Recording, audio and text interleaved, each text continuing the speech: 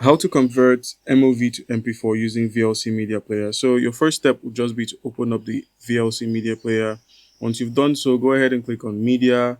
From here, move over to the Convert/Save.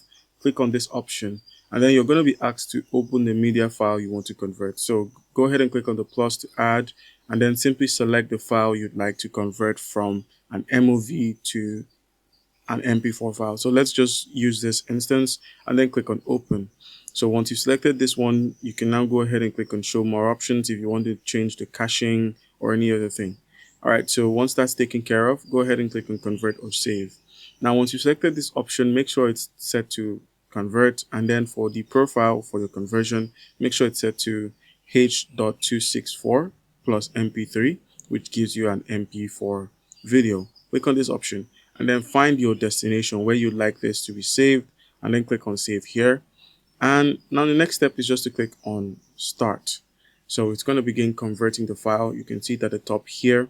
Once the conversion is done, the video will begin playing automatically. All right, guys, that's how you go about that.